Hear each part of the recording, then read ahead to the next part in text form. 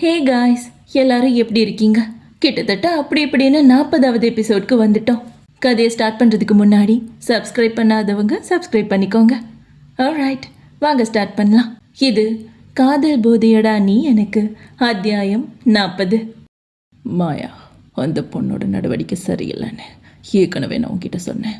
She's சீட்டா. நான் உனக்கு assign பண்ணியிருந்த பிஏவை வேணான்னு சொல்லிட்டு நீயே தான் இன்டர்வியூ வச்சு அவளை செலக்ட் பண்ண. முதல்ல இவளை பற்றி போலீஸில் இன்ஃபார்ம் பண்ணணும்.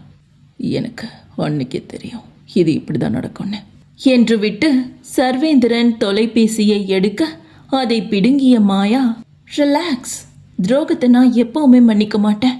அவள் தப்பான பொண்ணு கிடையாது. ஸோ அலைஸ் விஷயத்தை நான் டீல் பண்ணிக்கிறேன். நீங்கள் தள்ளியே இருங்க டேட் என்று விட்டு அலைஸ் பற்றிய யோசனையில் மூழ்கினாள். ஏற்கனவே அலைஸின் சர்வேந்திரன் மீதான பார்வையில் குழப்பத்தில் இருந்த ரோஹனுக்கு இப்போது நடக்கும் ஒவ்வொரு விஷயங்களையும் பார்க்கும் பொழுது இங்கு அவனுக்கு கூட தெரியாமல் ஏதேதோ நடந்து கொண்டுதான் இருக்கிறது என்று மட்டும் புரிந்தது. ஆனால் நாளையே தன் மொத்த குழப்பங்களுக்கும் விடை கிடைக்கப் போகிறது என்று அவன் அப்பொழுது அறிந்திருக்கவில்லை. அடுத்த நாள் காலை மாயா தன் அறையில் தீவிரமாக சில கோப்புக்களை ஆராய்ந்து கொண்டிருக்க கதவு தட்டப்படும் சத்தத்தில் அதை மறைத்தவள் கமென் என்று குரல் கொடுக்க உள்ளே வந்த சர்வேந்திரனை பார்த்து, என்ன விஷயம் டாட் என்று புரியாமல் கேட்டாள். அவரோ உச்சக்கட்ட கோபத்தில், என்ன மாயா, இப்போ நீயே எல்லா முடிவையும் எடுக்க ஆரம்பிச்சிட்டு போல. உனக்கு அப்பான்னு நான் இங்கே ஒருத்தன் இருக்கேன் மாயா, என்கிட்ட ஒரு வார்த்தை கேட்கணும்னு உனக்கு தோணலல்ல என்று காட்டமாக கேட்க மாயாவோ எதுவும் பேசாது அமைதியாகவே நின்றிருந்தாள். யாரை கேட்டு மாயா, நான் உனக்காக அசைன் பண்ணியிருந்த காட்ஸை நீ வேலையை விட்டு தூக்குன.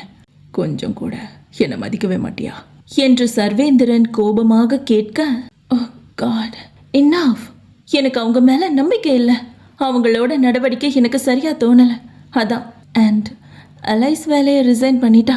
என்னோட புது பிஏவை நானே இன்டர்வியூ பண்ணி திரும்பவும் செலக்ட் பண்ணிக்கிறேன் என்று சாதாரணமாக சொன்னாள் மாயா. இதில் அதிர்ந்த சர்வேந்திரன், மாயு, அந்த பொண்ணு நேற்று பாட்டியில் ஏதோ தப்பு பண்ணியிருக்கா, இன்னைக்கு வேலையை ரிசைன் பண்ணியிருக்கா. இதில் உனக்கு அவன் மேலே சந்தேகம் வரல? இவ்வளோ பெரிய கம்பெனி ரன் பண்ணுற நீ இப்படி அஜாக்கிரதையாக இருக்கக்கூடாது. நமக்கு எதிராக ஏதோ தப்பு நடக்குதுன்னு தெரியும் போதே அதை மூளையிலேயே கிள்ளி எறியணும். ஸ்மார்ட்டாரு, இப்படி முட்டாள்தனம் பண்ணாத என்று ஆதங்கமாக, அதே நேரம் அவளின் மூளையில் இறங்கும்படி கஷ்டப்பட்டு மெதுவாக அவர் பேச, எனக்கு தெரியும், எதிரிகளையும் சரி துரோகிகளையும் சரி விட்டு வைக்கவே கூடாது. இந்த கம்பெனி என்னோடது. அவ்வளோ சீக்கிரம் இதுக்கு எதிராக நடக்கிறத நான் அசால்ட்டாக விட்டுற மாட்டேன். என்ன நடந்தாலும் ஐ கேன் ஹேண்டில் என்ற மாயாவின் பேச்சில் இருந்த உறுதியிலும் நிமிர்விலும் அழுத்தத்திலும் சர்வேந்திரனுக்கு மறு வார்த்தை கூட பேச முடியவில்லை. அப்போது சரியாக சர்வேந்திரனுக்கு ஒரு அழைப்பு வர அதை ஏற்றவர் மறுமுனையில் சொன்ன செய்தியில் ஆடி போய்விட்டார்.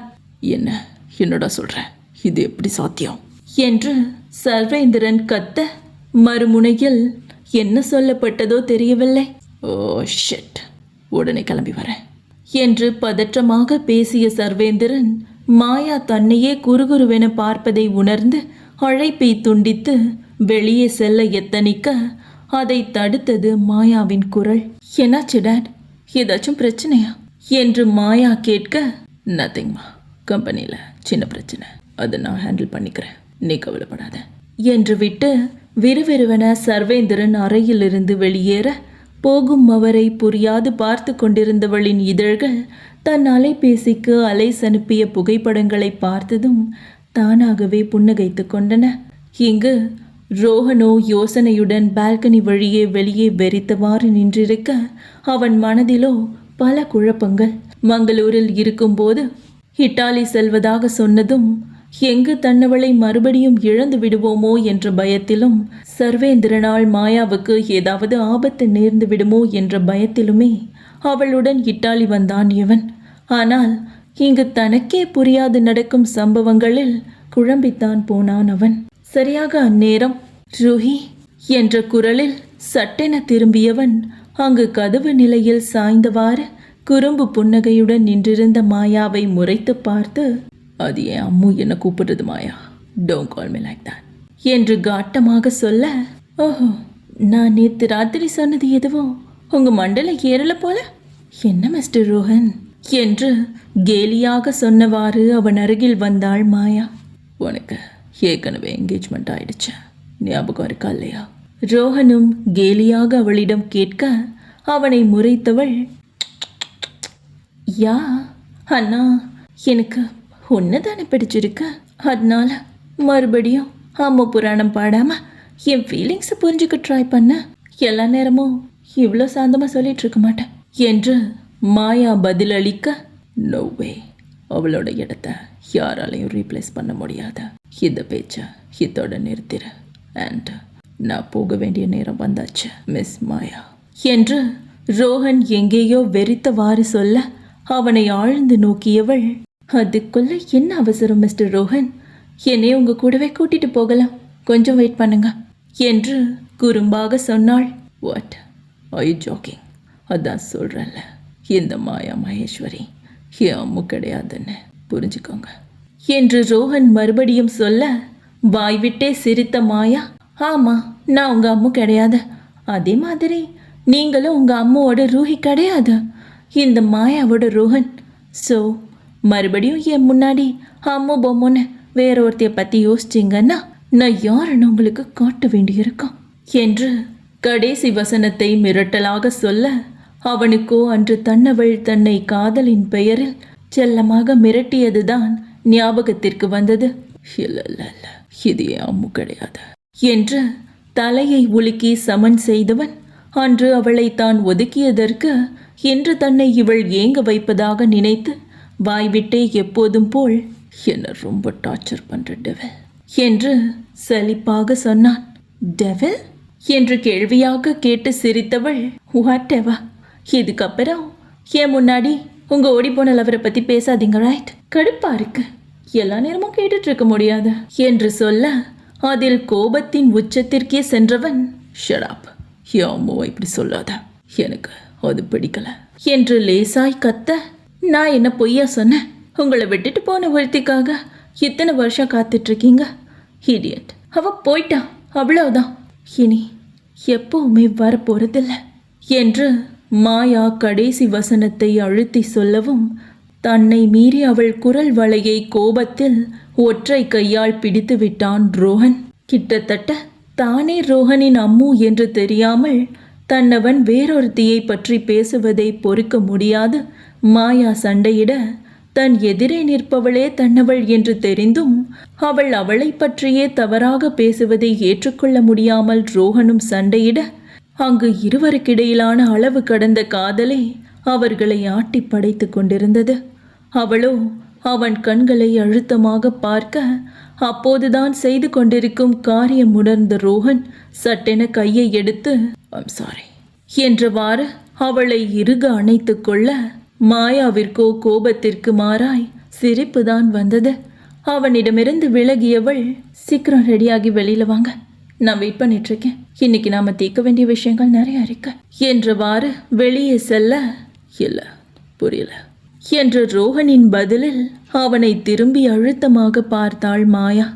துரோகம் ஒரு சாக்கடை மாதிரி, பொதுவா பிஸ்னஸ்ல அந்த சாக்கடை எங்களுக்கே தெரியாம நிறைஞ்சிருக்கும், அப்பப்போ அது கிளீன் பண்ணிடணும் மிஸ்டர் ரோஹன், இப்படி வச்சிட்டு இருக்க கூடாது என்று விட்டு அவள் செல்ல, புரியாத தலையை சொரிந்து கொண்டது என்னவோ அவன்தான். அடுத்த சில நிமிடங்களிலேயே ரோஹனும் தயாராகி வர, அவர்கள் சென்றது என்னவோ ஐரா காஸ்மெட்டிக் நிறுவனத்தின் தலைமையகத்திற்குத்தான். தன் அலுவலக அறைக்குள் நுழைந்த மாயா அங்கு நின்றிருந்தவர்களை பார்த்து ஏளனமாக சிரித்தவாறு, hey guys, welcome to the hell என்றவாறு வர, அங்கு நின்றிருந்த ஐரா நிறுவனத்தின் முக்கிய பதவியில் இருக்கும் 3 பேருக்குமே தங்கள் முதலாளியின் குரலே இருக்கும் பதற்றத்தை அதிகரித்தது. உடல் நடுங்க அவர்கள் நின்றிருக்க, ரோஹனோ சோஃபாவில் அமர்ந்து நடப்பவற்றை புரியாது பார்த்து கொண்டிருந்தான்.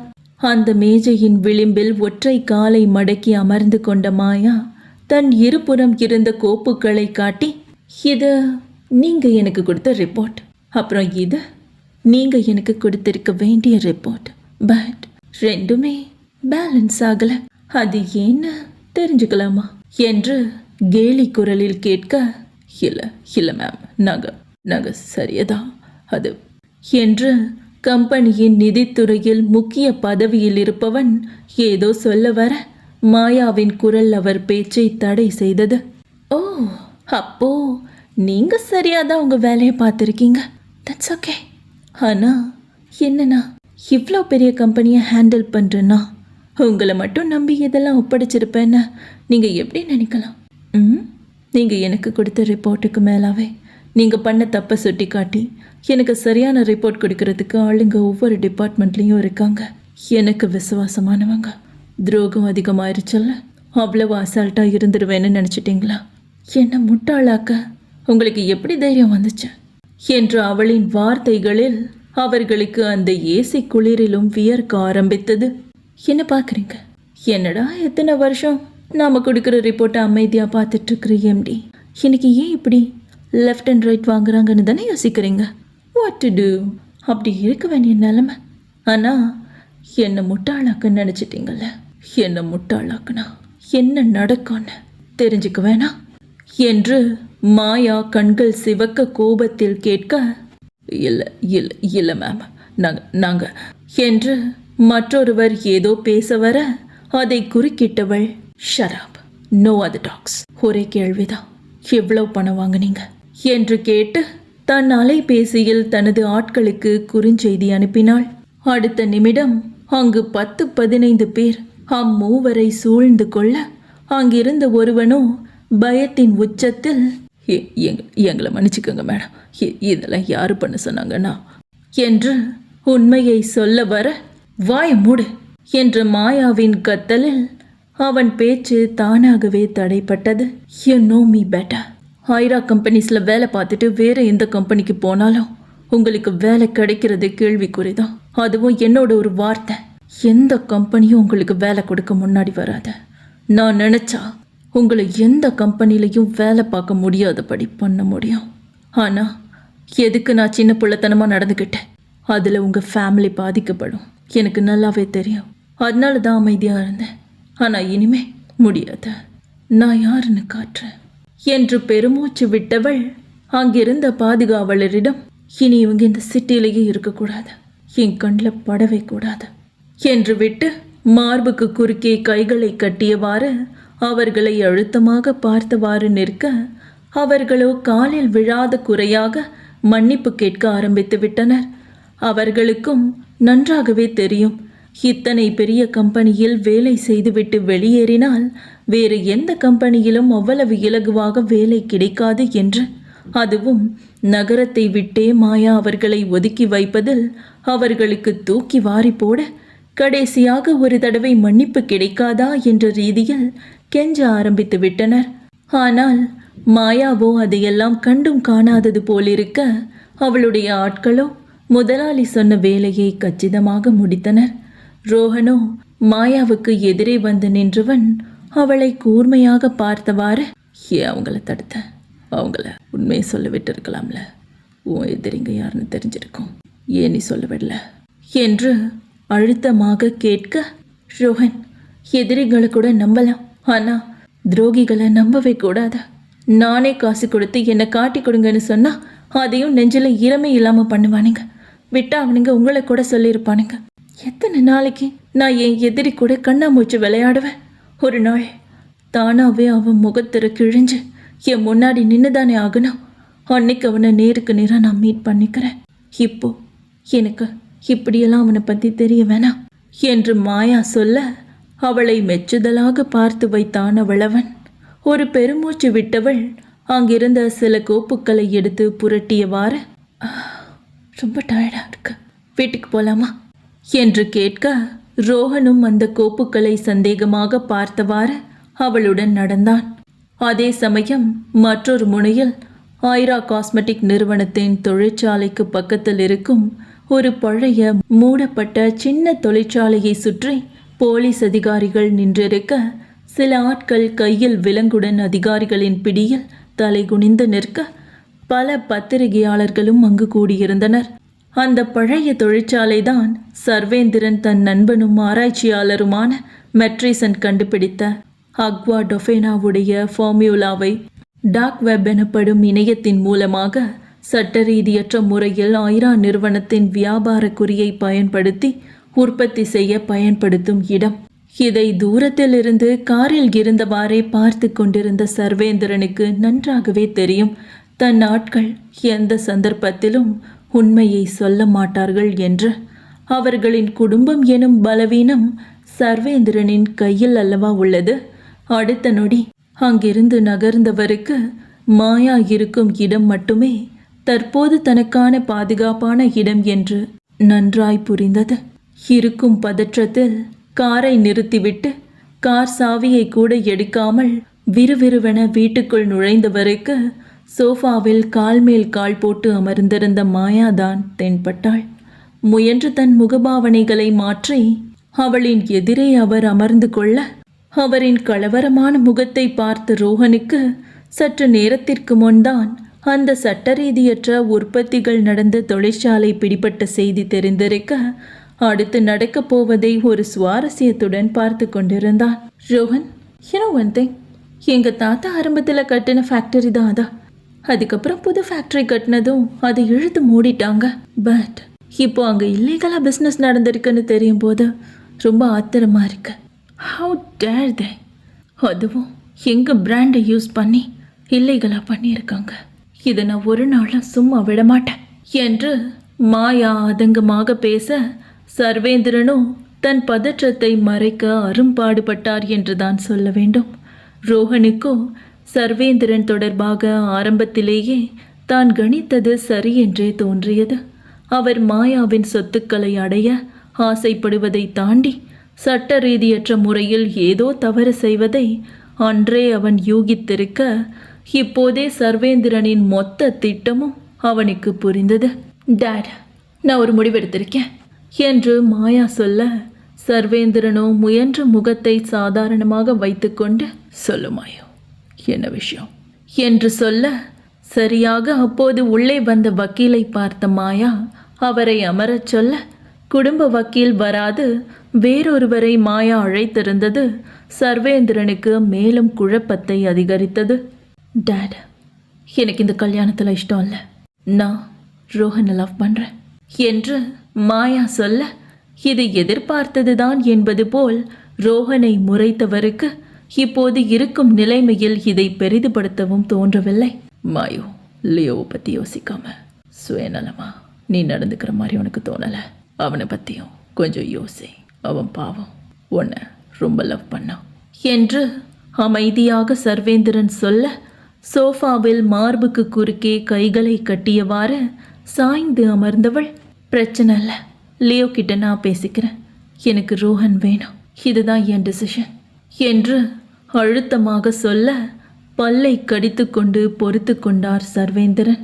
ஆனால் ஏற்கனவே நடந்த சம்பவத்தில் பயத்திலும் பதற்றத்திலும் இருப்பவருக்கு இப்போது மாயா பேசியது கோபத்தை வேறு தூண்டிவிட்டிருக்க, அடுத்து நடந்த நிகழ்வில் தன் முகத்திரையை கிழித்து உண்மை முகத்தை காட்டிவிட்டார் சர்வேந்திரன். சர்வேந்திரன் வக்கீலை கேள்வியாக பார்க்க, அவரிடமிருந்து ஒரு கோப்பை வாங்கி மாயா டீப்பாயில் வைக்கும் போதே, அலைஸ், ஹாய் மாயோ என்றவாறு உள்ளே வர, ரோஹனோ அலைஸ் வரும் தோரணையில் ஏதோ வித்தியாசத்தை உணர்ந்து அவளை கூர்மையாக பார்க்க, சர்வேந்திரனோ கோபத்தில் பொங்கிவிட்டார்.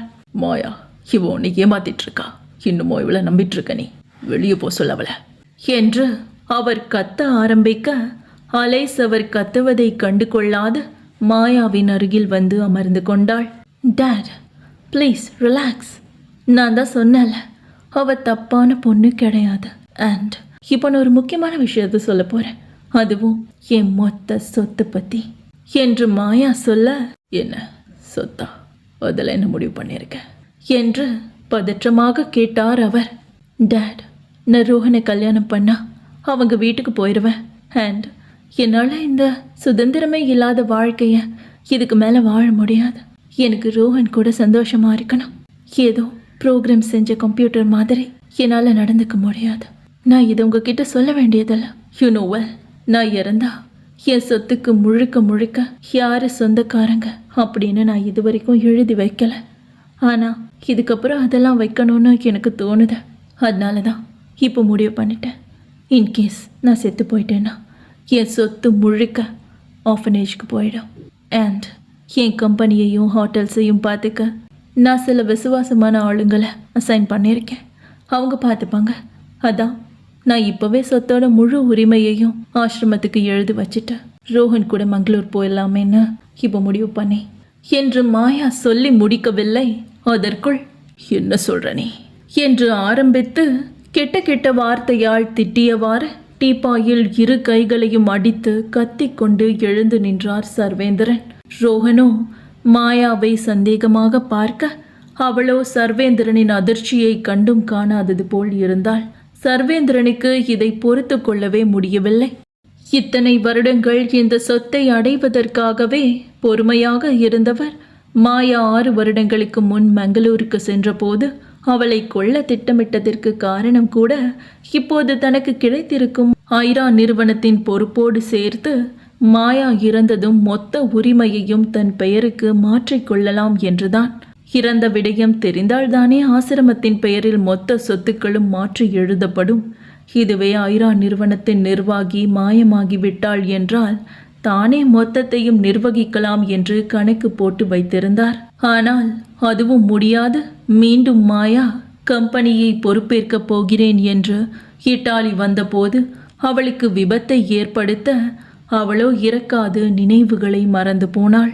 இதை வைத்தே மொத்த சொத்தையும் அவள் கையெழுத்தோடு தன் பெயருக்கு மாற்றி எழுத சர்வேந்திரன் திட்டம் போட, ஆனால் மாயா நினைவுகளை இழந்தும் அதற்கு இடம் கொடுக்கவில்லை. ஒவ்வொரு விடயத்தையும் அலசி ஆராய்ந்தே பத்திரங்களை பொறுமையாக வாசித்தே கையெழுத்திடுவாள். இப்போது சர்வேந்திரனின் இத்தனை வருட பொறுமைக்கும் ஒரு குழி மண்ணை அள்ளி போடுவது போல் இருக்கும் அவளின் செய்கையை அவரால் ஜீரணித்து கொள்ளவே முடியவில்லை. அதுவே அவரின் போலியான முகத்திரையை கிழித்து எறிந்தது. "How dare you, மாயா! நீ எப்படி இந்த மாதிரி ஒரு முடிவெடுக்கலாம்? எல்லா விஷயத்துலையும் உன் முடிவை பொறுத்துக்கிட்ட மாதிரி இந்த விஷயத்தில் என்னால் பொறுத்துக்க முடியாது. அண்ட் இவ்வளோ ஈஸியாக கம்பெனி சும்மா தூக்கி கொடுக்க போகிறேன்னு சொல்கிறேன். இதுக்கு நான் சம்மதிக்க மாட்டேன்" என்று ஆதங்கமாக அவர் சொல்ல, அவரின் எதிரே வந்து நின்ற மாயா, "கம்பெனி பொறுப்பை தான் சில பேரை நம்பி ஒப்படைக்க போகிறேன். உலகம் ரொம்ப சுருங்கிருச்சு. நான் எந்த மூலையில் இருந்தாலும் கம்பெனியை என்னால் கவனிச்சுக்க முடியும். நீங்கள் கவலைப்படாதீங்க" என்று அழுத்தமாக சொன்னாள். "இல்லை, இதுக்கு நான் சம்மதிக்க மாட்டேன். உன் தாத்தா இந்த மொத்த சொத்துக்கும் பாதுகாப்பா என்னதான் அசைன் பண்ணியிருக்காரு. உன் மொத்த சொத்தையும் ஏதோ அநாதிகளுக்கு தூக்கி கொடுக்க போறியா? அதுவும் உனக்கு கொஞ்சமும் தகுதி இல்லாத இவனை கல்யாணம் பண்ண போறேன்னு சொல்கிறேன்." சர்வேந்திரன் கத்த மாயாவின் கோபம் கொஞ்சம் கொஞ்சமாக உச்சத்தை தொட்டு கொண்டிருந்தது. ஏற்கனவே இருந்த பதற்றம் இப்போது இதுவும் கை நழுவி போவதில் ஏற்பட்ட ஆதங்கம் எல்லாமே சேர்த்து சர்வேந்திரன் ஆத்திரத்தில் வெடிக்க, மாயாவோ ஒரு நொடி கண்களை மூடி திறந்து, "டேட், வார்த்தையை அளந்து பேசுங்க. சொத்தோட பாதுகாப்பு தான் உங்கள் பேரில். சொத்து என் பேரில் இருக்கு. எனக்கு என் காதலை விட பணம் ஒன்றும் முக்கியம் கிடையாது. நான் முடிவு பண்ணது தான். இதை என்னால் மாற்ற முடியாது" என்று கராராக சொன்னாள். "லுக் மாயா, அவ்வளோ சீக்கிரம் இந்த சொத்து கைவிட்டு போக நான் விட மாட்டேன். உன்னால் முடியலைன்னா இதை நான் கவனிச்சுக்கிறேன்" என்று சர்வேந்திரனை குறுக்கிட்டவள், "இல்லை டேட், அது சரியா இருக்காது. உங்களுக்குன்னு ஒரு கம்பெனி இருக்கு. ஐரா கம்பெனிஸ் ஒரு கடல் மாதிரி. அதில் இறங்குனா அதில் மட்டும்தான் நாம் கான்சென்ட்ரேட் பண்ணணும். அண்ட் என்ன இருந்தாலும் ஷேவி காஸ்மெட்டிக்ஸ் எங்கள் போட்டி கம்பெனி தானே. மொத்த பொறுப்பு உங்ககிட்ட ஒப்படைக்கிறது தட்ஸ் இம்பாசிபிள்" என்று அழுத்தமாக உரைத்தாள். அவருக்கோ இழுத்து பிடித்து வைத்திருந்த பொறுமை மொத்தமும் காற்றில் கரைந்து போக, "மாயா, என்னடி பேசிட்டு இருக்க? நானும் பொறுமையா இருந்தா நீயும் பேசிக்கிட்டே போற. இத்தனை வருஷம் உன்னை பார்த்துக்கிட்டேன். என்னை எதிர்த்து பேசவே உனக்கு தைரியம் வந்துருச்சா?" என்று கேட்டவாறு மாயாவை அடிக்க அவர் கையை ஓங்க, மாயாவோ அசையாது அழுத்தமாக அவரையே பார்த்தவாறு நின்றாள். என்றால் ரோஹன் தான் அவர் கையை பிடித்திருந்தான். தன்னவளை சர்வேந்திரன் அடிக்க செல்வதில் ரோஹனுக்கு கட்டுக்கடங்காமல் கோபம் வர, "இதோட நீங்கள் நிறுத்திட்டீங்கன்னா உங்களுக்கு மரியாதை இல்லைன்னா அவ்வளோதான்" என்று மாயாவுக்காக அவன் நிதானமாக அதே சமயம் அழுத்தமாக சொன்னான். அவன் பிடித்திருந்த கையை உதறிய சர்வேந்திரன், யோ, எவ்வளோ தைரியம் இருந்தா என் மேலே கை வைப்ப என்று கேட்டவாறு ரோஹனை அறைய போக அடுத்த நொடி தனக்கு விழுந்த அறையில் ஆடி போய்விட்டார் சர்வேந்திரன். ரோஹனின் விழிகளோ விரிந்து கொள்ள தன் முன் கண்கள் சிவந்து பத்ரகாளி போல் தன்னை அறைந்த கையை உதறியவாறு நின்றிருந்த மாயாவின் தோற்றத்தில் சர்வேந்திரன் அதிர்ச்சியில் உறைந்தே விட்டார். How dare you idiot! நீ எப்ப அவ மேல கை வைப்ப? மாயாவோட ரூஹி மேல கை வச்ச உன்னை தொலைச்சிருவேன் என்று ஒற்றை விரல் நீட்டி மாயா எச்சரிக்க, இவளுக்கு நினைவுகள் திரும்பி விட்டதோ என்று அதிர்ந்து நின்றார் அவர். ரோஹனுக்கு சந்தோஷம் தாழவில்லை. அவன் கண்கள் கலங்க, இதழ்களோ அம்மோ என்று முணுமுணுக்க புன்னகையுடன் தன்னவளையே பார்த்திருந்தான். இவர்கள் நினைத்தது போல நிஜமாகவே அவளுக்கு நினைவு திரும்பிவிட்டதா? இல்லையென்றால் இத்தனை நாட்கள் அவன் சொன்னதை வைத்து இப்பொழுது வசனத்திற்காக அப்படி சொன்னாளா? எதற்காக மாயா திடீரென்று இப்படி ஒரு முடிவை எடுத்தாள்? விடைகள் காண காத்திருக்கலாம் அடுத்த அத்தியாயத்திற்காக.